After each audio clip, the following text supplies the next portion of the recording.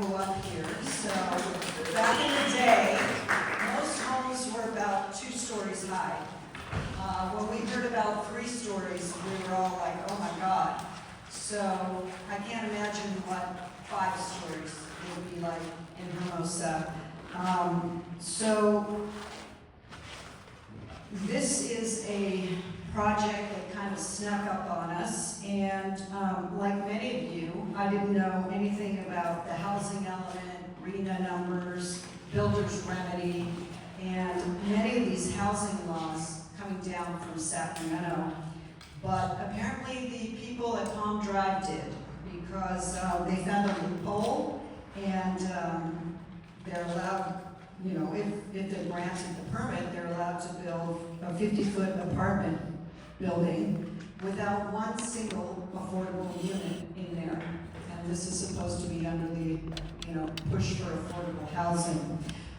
So the question is, what can we do about this? And I know a lot of people are very frustrated. I went to an event in Manhattan Beach where about 200 residents were angry with the city attorney, with the city manager, the planning department, and they just said, there's nothing we can do. There's nothing we can do. Well, there is something we can do. There are a couple of options, and we have Nils Nehrenheim, former Redondo Beach City Council member. He's successfully fought the state and big developers. He's also a lifeguard. So he's got some deep roots here. Nils is with our Neighborhood Voices, and he's going to do this presentation. It will take about 15 minutes. And then we've got Mike here. He used to live in Manhattan Beach and now lives in Encinitas, and they've been impacted by a lot of these new laws. Like I said, it started in the south and is heading north. So we're going to just present what our Neighborhood Voices does. They're kind of the statewide campaign that wants to put a ballot measure out there to restore local control for housing. So I'll start with Nils, and after that we will have Q&A, so save your questions and comments. We want this to be really interactive, and anything you want to know, any questions, we'll try to answer them as best as we can. Thank you. Thank you, and thank you guys for being here. Thank you for taking the time, first of all, because there are, 16,000 residents, and you guys took the time on your schedules to be here. It's the first thing I always say, because in local politics, local government, no one ever shows up, no one ever matters, nothing matters until the project is next door to them, and then it's too late, and then it matters to them. This is the time you get involved before actually the bulldozers start showing up. So thank you for the great introduction. Yeah, on council, I got swept into council in 2017. Less than 10 days after getting elected or getting sworn in, I was personally and individually sued by a developer trying to do the Harbor Mall and by the city the size of 5 Walmarts, including a 700-seat movie theater. They sued me personally, individually, over the election. I've been all the way up to the state Supreme Court and back down to the trial court. Never once has anyone ever said that I've done anything wrong. Over $500,000 of attorney's fees have been wiped off the books. That's just for the trial court. Me and my fellow defendants have had over $1 million of attorney's fees wiped off the books. We won over $1 million of attorney's fees. Developers are vicious. They have something to win. They are not going to stop. Real estate lobby, commercial developers, real estate developers, they know the process. And I'm here telling you this, going over this story, because I want you to know and understand why I'm here taking the time. Over the 8 years on the council, I approved the largest housing development project for Redondo Beach, largest project ever in South Bay history, the South Bay Galleria, the South Bay Social District, $900 million project. And I also denied a housing project, affordable housing project in the coastal zone. We're up to 4:15 in the morning. I had to cut my teeth on zoning exactly what you guys are doing, and in 2021, our mayor, Mayor Brand, created our Neighborhood Voices, a group of people to do a statewide initiative. So, and you guys remember good old Prop 13, stay over each. I'm not going to have to explain it, but I will say this. The tagline for that from that situation was this. I'm mad as hell and I'm not going to take it. It took over 10 years. It was a grassroots initiative in order to pass. Everyone said it would pass. Governor Jerry Brown, yes, that one, said the sky will fall. Okay? Literally, the sky will fall. The state will have no revenues. The schools have no funding, and we won't know what to do moving forward. It passed overwhelmingly. A few years later, 1972, or say around the same time, 72, Proposition 20, created the California Coastal Act. Same exact thing, except this time, every single state newspaper, every opinion newspaper, every single state legislator, every single governor, everyone was completely against it. And the reason why Proposition 20, which created the California Coastal Commission, Coastal Conservation Act, passed was because it happened in Santa Barbara, the oil spill.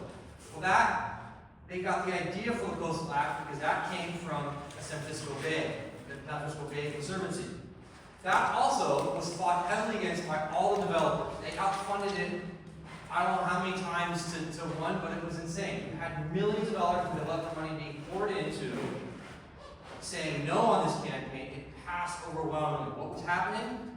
The coast was being overdeveloped. Did you guys know the massive condos association or condo building in Redondo Beach on the Esplanade? Those massive buildings? That's the reason why the Coastal Commission was created, to stop that. You guys know the Redondo Beach Harbor and all that high density housing, apartments and condos?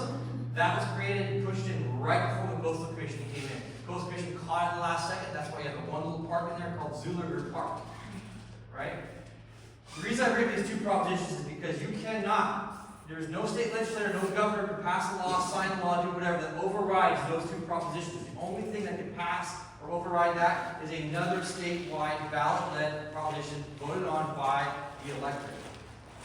So our state proposition is going to protect your community moving forward, period, bar none. All these state laws that they've passed and moving forward that you're dealing with right now will be wiped off the books, and your community, your council will be able to sit there and say, we accept this one, we don't accept this one, we accept this one, we don't accept that one. It's made for all cities in the state of California. The most important part here is this conversation is always about affordable housing, right? Affordable housing, affordable housing, affordable housing. Show me how much affordable housing is actually being built in the city of Hermosa Beach. Show me one that's $1 million or $500,000, $750,000. It doesn't exist. Look at this project alone. There's 1 unit of affordable housing. It is a complete giveaway to the Wimbies, Wall Street in my backyard, to develop. They have a net 20 to 25% profit rate in all of their projects. And I know that because I keep asking developers during the process when we're approving and disapproving projects, what's your net profit rate? And some of them will just gladly say, yeah, 20%, 25%. We won't touch anything less than 20%. Think about that for a moment. A housing project with nothing less than a net profit rate of 20%. So, these are all the state laws since 2016 to 2023. We'll update it sometime moving forward. But these are all the things that keep passing. Right now, the big hubbub in 2025 is SB 79 and AB 2243, at least 1,001. Other ones I'll show you there. But what does this lead to right here? State mandates. This gets really complicated really quickly, but I'm just going to generalize it for you. Your housing element that you're behind on, that wasn't approved in time, that's how the Builders Remedies project came in, is because of these state mandates. You guys got lucky compared to most of the Redondo Beach right next door. We were the first city in the state of California to develop a remedy project. I'll go over that in a second.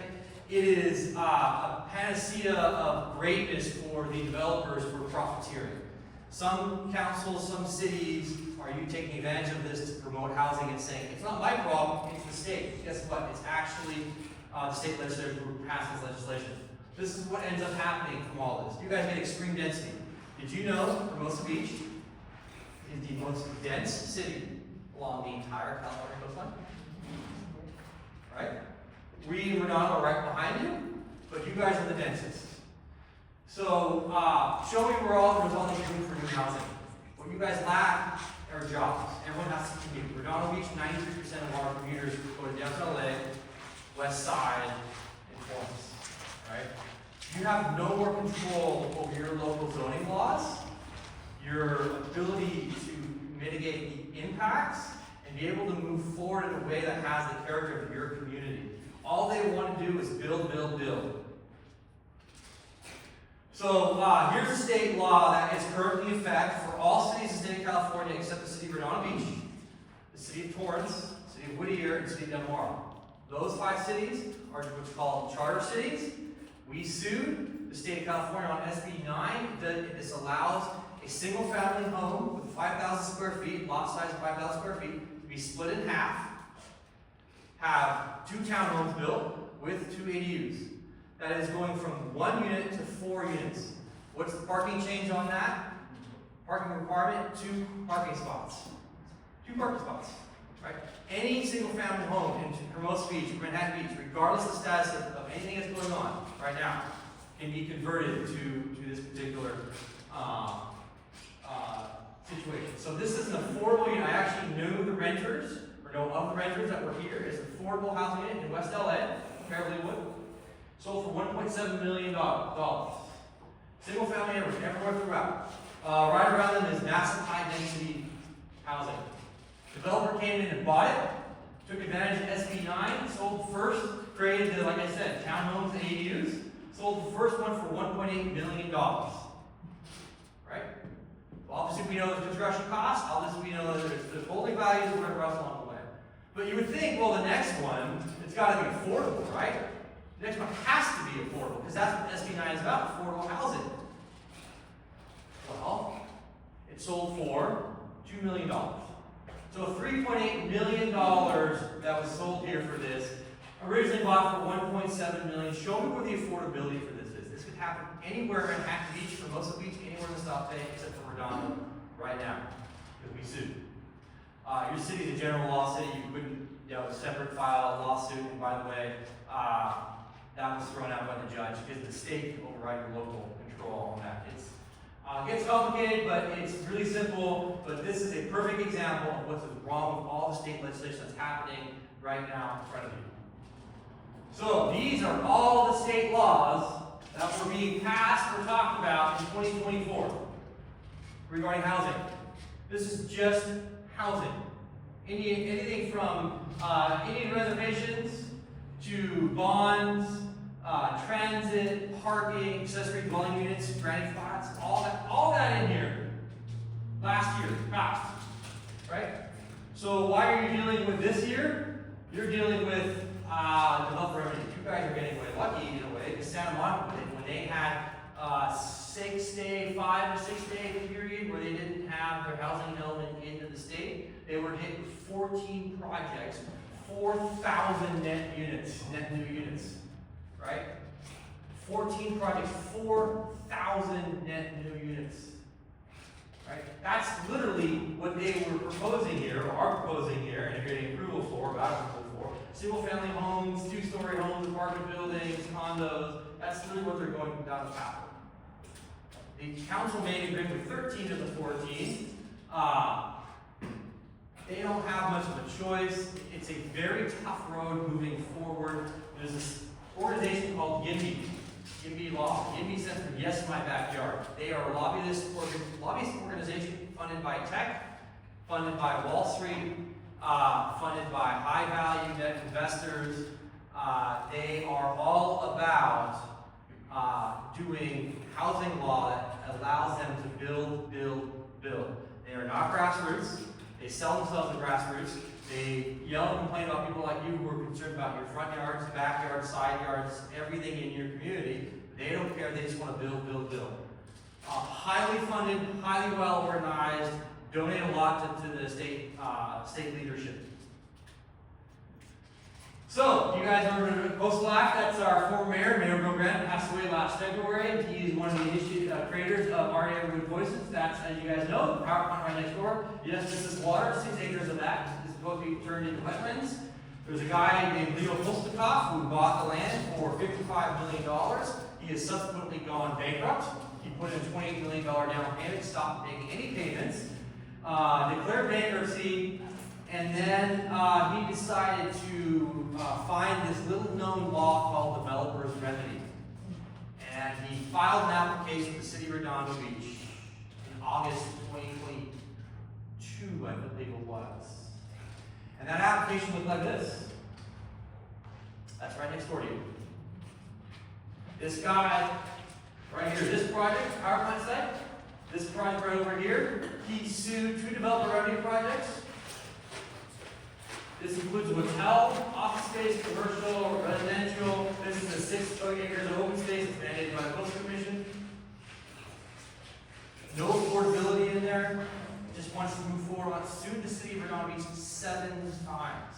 The reason why the city of Redondo Beach is winning right now is because we did some things years ago to protect ourselves called the Coastal Commission, coastal plan. It's complicated, a lot of stuff. It's really complicated really quickly. The end result, all you need to know is that we are winning against this project. But guess what? It's costing the city of Redondo Beach millions of dollars. I'm on the council, like I said, I retired office last April, 2 terms. I'm sitting there, I know what he's negotiating behind the scenes, what he's trying to negotiate. Luckily for Redondo Beach, there's this little thing where any massive or major land use change has to go a vote with the people of Redondo Beach. But a lot of this stuff is quickly getting eroded over and overwritten by the state legislators, by all these state housing laws that are being passed. So our initiative polls was done a couple years ago, 65% yes, and some of the highest polling yes to our statewide initiative. We did a recent poll again. This number's only gone up. The more of these projects hit, the more these state laws happen, the greater support that we have moving forward. Like I said, immediately after adoption, so if we get the signatures, right now we're in the building out of our army, of our people, our initiative, of our supporters. We have the initiative that's written. It's we can submit the state to start getting signatures, but we have to have money. We have to have volunteers, which is why I'm here helping you guys out, educate you guys moving forward. Once it passes, all these state laws immediately after adoption are wiped off the books, and you guys here in Hermosa Beach can decide whether or not you want to approve SB 9, SB 79, all these state laws, affordability laws. You're in the coastal zone. Coastal zone is the most precious area in the state of California. Everyone wants to build in the coastal zone. Show me who doesn't want to build in the coastal zone. Right? You hear about housing affordability crisis in Barstow, California? You laugh. You buy a house for $250,000, $300,000. Nobody talks about that. I do. You know why? Because when people say no one wants to live there, and I'll say it's the largest rail yard west of Mississippi. There's a prison. There's the Marine Corps. There's solar renewable energy out there. There's a lot of industry out there. But guess what? It's not Las Vegas. Las Vegas has nothing. There's none of that. Even more further out in the desert. No one wants to live there. Where does everyone want to live? On the coast. Right? Protection of the coast. So, like I said again, immediately for all state housing laws and future ones being considered. So this works with state legislators. So they want to pass a law, they pass it. Once our thing passes, your city council will sit there and say, you know what, we like that state law, we're going to accept it. We work with them. It's kind of a give and back. It's an inherent checks and balances. Right now, they just pass the state law and override all our local zoning and walk away. That's what's happening right now. So, for you guys specifically, being on the city council for all these years, I've been through this once or twice, a couple dozen times. I've never said no. When I was not on the city council, we were dealing with the project. We never said no to a project. We always said, let's just do it legally. Right? So, it's very simple right now, and you have one huge protection moving forward that's not being utilized, won't come up for a while. Your planning commission meeting was recently delayed to August, right? What I've noticed in the past, when I worked on a project in PD, same thing. Redondo Beach, same thing. Other cities, when things start getting moved and shoved and last-minute delays, it means developers reacting. It means you guys, what you're doing is being effective. Your lawn signs are being heard. Your voice is being heard. Things are happening in the background. I'll get to that in a minute of what that particular means. Regardless of that, after planning commission, there's a decision that's being made. That decision, whether it is, I'll go over that in a minute, can be appealed to the city council. If it does not get appealed, it does not go to the city council. Stop here. Otherwise, it goes to the city council. It happens in the fall, early next year, depends on your city, how busy they are, how many questions, what kind of appeal was filed, what kind of questions were on the appeal, so on and so forth. It can take a month, 2 months, 6 months, completely depends on your city. A lot of stuff happens in the background. This is the key part right here. After it goes to the Coastal Commission, or after it goes to the City Council, it can be appealed to the Coastal Commission. regardless. It is a project in the coastal zone. Remember I talked about 1972 Coastal Act? Right there? That's the most important part. This has to be appealed to the Coastal Commission if it gets approved. Right? And we'll talk about that in a second, what that looks like. This is what's considered a de novo hearing. It doesn't matter on the EAR, it doesn't matter on your local zoning. What matters is on the Coastal Commission purview. They care about three things. They care about views, public views, not private views, public views. They care about parking. Right? You guys can't just put in parking meters and raise your parking meter fees to $10 an hour. It has to get approved by Coastal Commission. And of course, access. What happened in Redondo Beach? Look at Miami. Perfect choice in Miami, Florida. They built all these massive structures. Where can you park? About half a mile from the beach. Right? They want to see access. The ability for the public, the ability from someone from Barstow to be able to jump in their car on December 31st, January 1st, July 4th, Labor Day, Memorial Day, and just randomly drive down Hermosa Beach, park their car, access the beach, do their thing at the beach, go back to their car, and drive home and do it at a low cost. Not means parking $200 a day. Doesn't mean you have to walk a mile away. Actual access. So they don't worry about CEQA so much. There's a long process. You guys, you know where one of your council members is right now? What? San Diego, our Coastal Commission here. One of your council members right now, Ray Jackson, is in San Diego at a Coastal Commission hearing because he is a coastal commissioner. Your council member. He was just appointed to that Coastal Commission. I know Ray Jackson very well. I know your council very well. I'm very proud to say that he and I are very close, and it's like he called me when he sent me a text. I was like driving and I pull over. Like, oh my God, are you serious? Did you really get this? This is huge. I mean, that's somebody representing South Bay in your hometown being recognized by the state leadership, assembly, pointing him to that.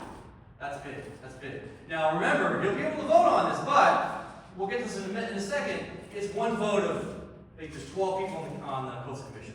It's an even number. Oddly enough. Evenly enough.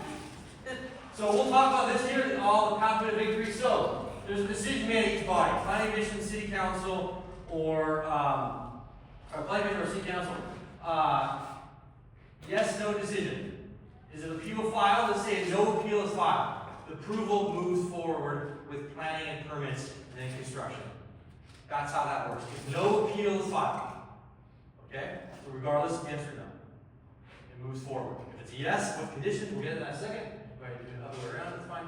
If appeal is paperwork, right? There's a timeline associated with it. You've got to get associated now with the timeline. 30 days, 10 days, 5 days. Is there a fee? How many people can sign up for the appeal? Understand the process. Some cities, like Redondo Beach, when I got there, made it extremely difficult.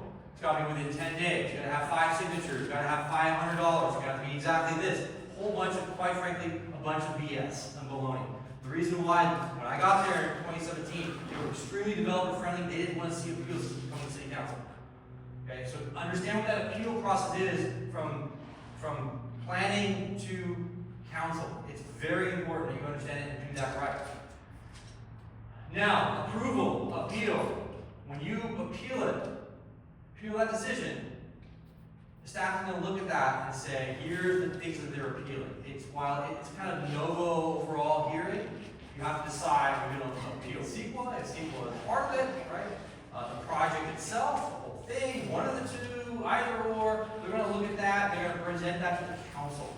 And between that time, the project can kind of change. Developer can look at that and say, we're going to change this, and go to the council. It's essentially, the council has the ultimate say, right? And even within the process of planning commission, the planning commission can look at the application and sit there and say, we're going to put these conditions on here.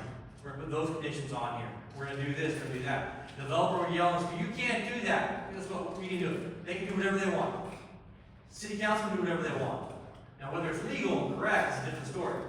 But your council can fight like hell to make sure that that is correct and to get a win out of the situation. Then the body decision is a yes or no. In fact, that gets more complicated, but from there, the whole cycle falls over again. So here's the meeting body, right? So whether this is planning, or it is council, or a coastal commission. They can approve the project as is. The project moves forward to the permitting process. Right? You're done. As is. This kind of gets weird a little bit in the sense that if the developer wins, can you or can you not file a lawsuit? I don't know, I generally think they're sitting there and think it's kind of pointless at that point in time. You can try, you know, what some people have. The CEQA portion of it, this is an important part. If you file a lawsuit on the CEQA, California, you guys know what the CEQA is, you have to have all your facts in. Yes, you can file a lawsuit on that. It's very hard to win. Housing is extremely hard to win. The state leadership has basically sit there and said there are no impacts to housing projects, and includes any affordable housing. There's absolutely no impact. So it's very hard to file on the legal front. You can approve the conditions and changes. Yes, we're going to approve this at 40 feet instead of 50 feet. Yes, we can approve this instead of pink, we want blue. We want 10 feet of setback instead of 5 feet of setback. We can approve, 5 bedrooms instead of 7 bedrooms. Right? The developer will kick and scream and say, you can't do that, you can't do that. Yes, you can do that. The city council can do whatever they want. Right? They can't violate their own laws, their state housing laws. And then it's for the lawyers to figure out, depending on who sues. Now, this is a really important part. If it gets approved with conditions, maybe there's a poison pill in there. And then maybe the developer sues, and they go behind the scenes and are negotiating an outcome. That's happened in Redondo Beach. There's a poison pill involved. Legato project, brought before the city council. You shall mitigate the impacts before the start of construction. Caltrans, PCAs, add a right-hand turn lane. Just build us a right-hand turn lane. You said you'd do it. We know developers, they never actually do what they say they're going to do, right? They knew that they go through Caltrans will never get this project done. So they sued us with negotiations. We took over that portion of it. We got a bunch of other things along the way. Community won on that. And of course, then the developer or applicant can sit there and say, yeah, we got approval, we're just not going to build it though, it's just not worth our time. Right? They still have what's called the entitlements to move forward. They can then sell that project to a developer who's actually going to develop with those entitlements. Right? The last thing is to deny the project. The developer will almost surely sue. Almost. Not quite, depending upon how the council, what the council puts into the situation to deny the project. Coastal Act is number 1. We'll get to that in a second to think about. They just don't build it. They say, yeah, okay, we're just not going to build it.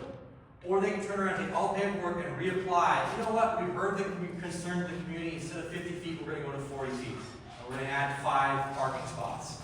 They can do that all over again. So it's a little bit of a kind of a thought process. And just so you know, the meeting body, whether it's planning commission, but particularly the city council that you're worried about, I just want you guys to know a couple of things real quick. One is your city council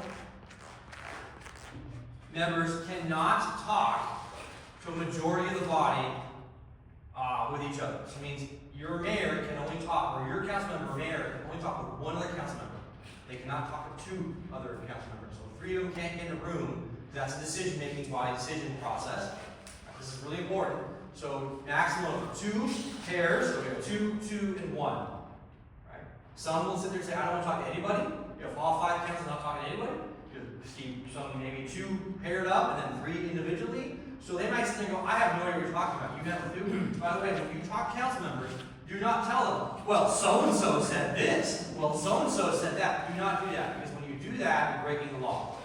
It gets complicated, and then the council members have to report that, and then it sets a whole new different thing. So when you talk to them, just be very simple, very listen. I feel there's momentum if we go down this path. Right? Also, I'll talk about the process a little bit more later, but these are planning commission or council hearings. They're public hearings. Essentially, they are judges in court. So they get all the facts in front of them, and they say, I'm seeing the facts, and I deem the facts this way. The council is the ultimate decider of who the facts are. Generally speaking, judges do not override city councils unless there's a third-party major fact finder that you've hired to show something different. So here's, I read, Elka, thank you for presenting that. I read the BB, not BBK, Lieutenant Tucker letter. I read some of your guys' comments in there. Some were excellent, really good. I see this as a council member all the time. What you should and shouldn't be worried about. Do not focus on community character. State law, state legislators don't care about all your community character. You guys do, state law does it. It's really changed. They've really nailed that hard in the last few years. Minuscule items. It's 53 feet instead of 50 feet. You know, it's 53 feet probably because there's an air conditioning unit or there's something else, and they'll allow that. That's within the building regulations. Don't go after city council members. Don't go after the owners. Don't go after developers or people individually. It's not part of the decision-making process. It just muddies the water. Stick to the facts, the figures. We'll get to this minute, what you concentrate, what you work on. Don't go after what it looks like. It's pink. We want it purple. Who cares? Doesn't matter.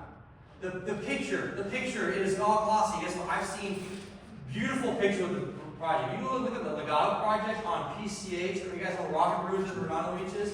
Beautiful pictures when it showed up. It looks nothing today like what they actually gave. And you know what? It doesn't matter. That's not what they're approving. You're approving. I saw some questions on the views in Coastal Act. Views are only protected if it comes from a public park or public access, public resource.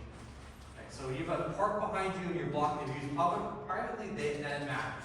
Don't worry about it. You don't even have a local coastal plan certified by the Coastal Commission. None of that stuff matters. Actions in the past from council and staff, guess what? There's a process. It's long, it's tedious, and you saw in the prior slide, it's a long process. A lot of things can happen along the way. The biggest thing you guys have is time. You guys need to stay vigilant with your time. The last thing the developer has is time, because they actually got to pay for it. You're paying for it in a different way. Right? Your numbers are working. So this is what you do want to focus on. Number one, Coastal Act. Number one is important. Coastal Act is your biggest winner right here. It doesn't matter on what state law that they pass, state legislators cannot override the Coastal Act. Period. CEQA, California Environmental Quality Act. Right? Like I said before, state legislators have minimized this to a large degree. But there's still things you can look at here. Lieutenant Tucker has some good things. I kind of disagree on some of the stuff. Matters of state law. This is nitpicky stuff. You've got to go through state law and say, does this actually apply? Does this actually apply? Here's why. Remember, the Housing Affordability Act does not override the Coastal Act. This is on top. This is why I put this on top. The process, the longer you make this, the more expensive it gets. The longer you make this, the more expensive it gets. They're paying big dollars. Right? Lawyers, developers, architects pay a lot of money. Change the application. That sets off, hey, new application. This looks like a new application to me. Maybe it's not within the same time frame. Right? City standards, this is very low. I put this on the reason why is because it's kind of after fact. You can't change the standards now and then apply to the application. Once the application is in, it's in. In the future, just so you guys know, I'm not going to spend much time, I'll just tell you right now, you guys need a local coastal plan, LCP. It protects your city. The reason why we're winning over there on the power plant site is because we have what's called LCP, a local coastal plan. Councilmember Jackson will know right away how important and vital this is. It's hard to get, it's just a process. I should say it's hard. It's just staff time. You have zoning in place, you can't override that zoning. Coastal Commission says you approve things. It gets complicated, it's very simple. This right here is the People's Coastal Act from 1972. That's what this is right here. A next study for fees, so you want a next study for fees. Impact to parks, impacts to roads, parking, traffic, anything you can think of. Hey, listen, we're going to upgrade our sewers or sidewalks. It costs us $1 million. Well, this project represents 20%. You give us $200,000 on top. That's how you go against some of these FD35, all these other state projects. You guys continue doing the outreach that you're doing right now. It's excellent to have as many people as you have. Lawn signs, flyers, emails, next door, Facebook, Twitter, Instagram, X, whatever you want to call it, high school graduations, whatever it takes. You're in a restaurant, book flyer. hey, get this word out here. Because when you get 1 million of these residents to show up, so to speak, your council, that is, or planning commission, that's going to send volumes to the developer, right? And of course, vigilance. You guys, like I said, SB9 project, anyone can file it right now moving forward in your city. State laws are changing. They're just talking about right now, changing all these state laws. They're changing. The only thing answer to all this is our neighborhood voices, and that's where we just need your support. I really appreciate you guys' time. I'll let Mike go over my 15, 20 minutes. Mike, go for it. I'll set you up right now, actually.